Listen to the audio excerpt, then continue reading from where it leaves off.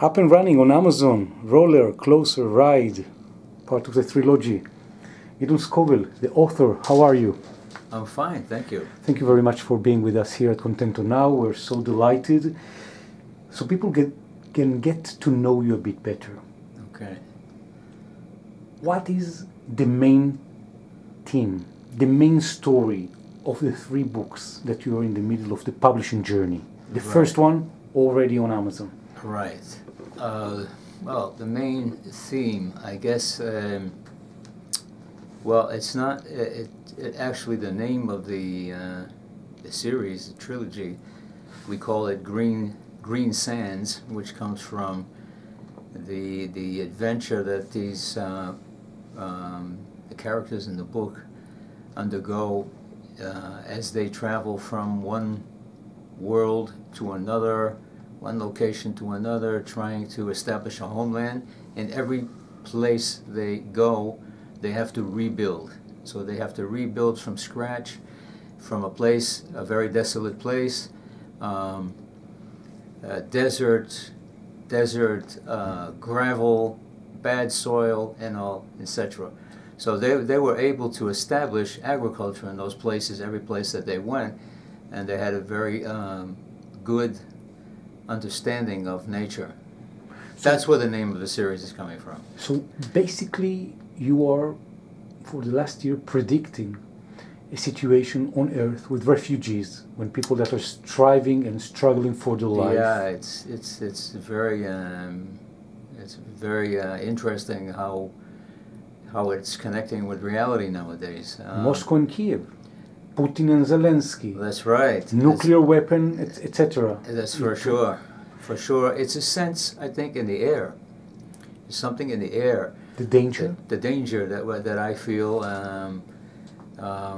when I sit down to write a story that is somehow linked to reality. It's a fantasy story, but you can pick out a lot of messages in the story that are messages that were actually born out of me. I didn't really plan to do it like that, but it's something that I've lived through and that I feel may happen in the future, the way the world's going.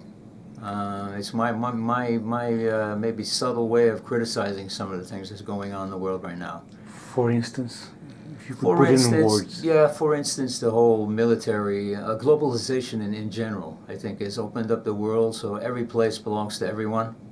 People think that everything belongs to them, just as much as you live here in Israel. This place here in Israel belongs to them as well. It's part of a big world. The race for weapons, which is unceasing, and no one can predict where it's going to end. And in the book, it got into the hands of a tycoon, and the tycoon ended up destroying the world.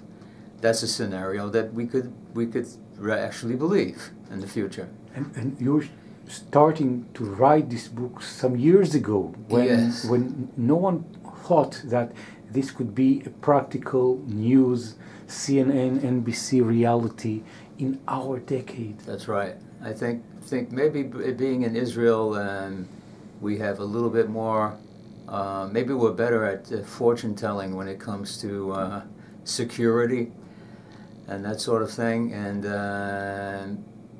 yeah, that's true. I started writing the first book 2 years ago, and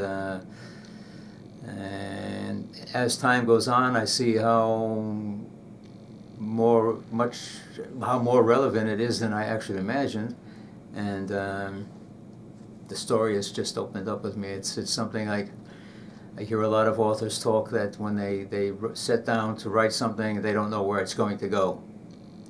Well, I discovered that it's true. It's actually literally true. And so you have a basic idea, which you want to say, and then the ideas flow out of you. I think if you're writing a story that's relevant to yourself, then it happens.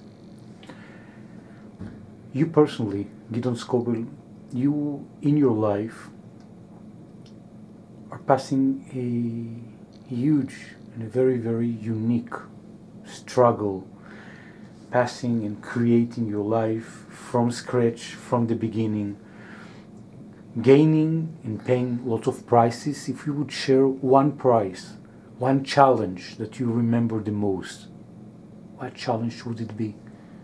When I came to Israel, immigrated to Israel. Well, I think probably the language barrier, because I saw solving the language barrier as a way of understanding better the culture and the traditions and having better communication with people of a different mentality than I grew up. So the language for me was something that I had to get a hold of the language as fast as I could, and the university helped me a lot with that. I wouldn't feel comfortable even now, after 48 years, writing a book in English and Hebrew, because I think it would be...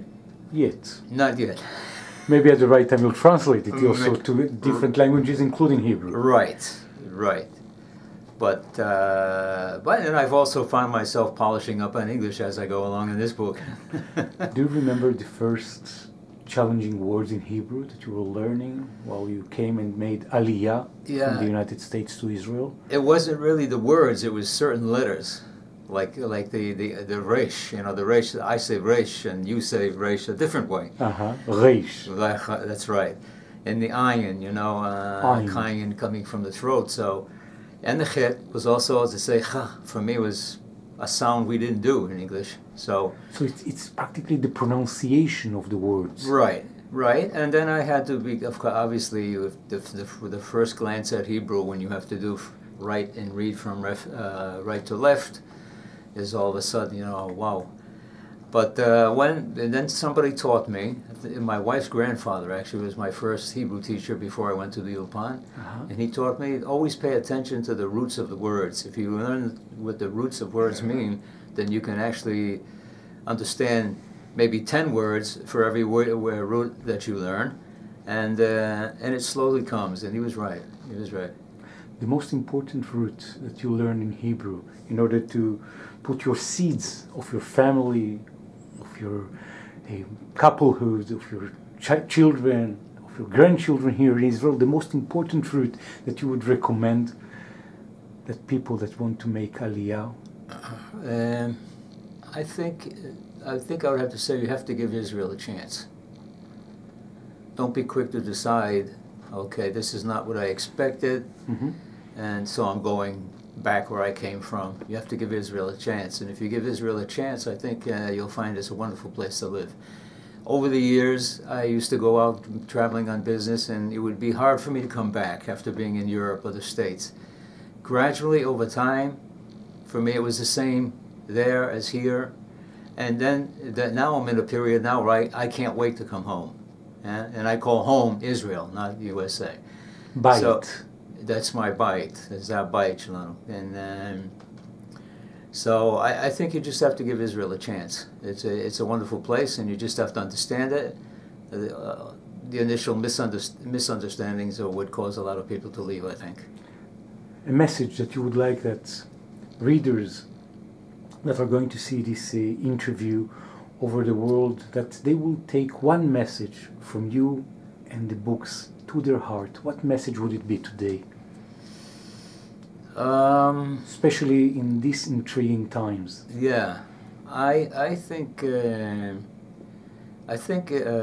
for example, if I want to defend now people who like fiction as compared to nonfiction, and I would say read. If you don't hesitate to read nonfiction books, they have also messages, plenty of them, and don't feel that you're wasting your time. It's a fantastic way to get away from the world, we don't have to consume alcohol and shoot drugs. We can also get away from the world by taking a fantasy trip somewhere and enjoying the reading, and then coming back fully charged to meet reality and go on. Yeah, to keep your imagination active, I think, is very important.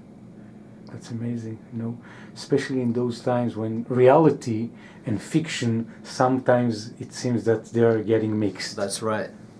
But because I think everything that the human brain is capable of producing in a fiction story is what it's actually capable of producing eventually in real life. Gidon Scovel, the author, people that want to be part of this community and want to look for the books, just to Google on Amazon and to find the first one, and afterwards the second one, and afterwards the third one in English. Right, correct. Gidon Scovel, the author, I want to thank you very, very much. Thank you very much.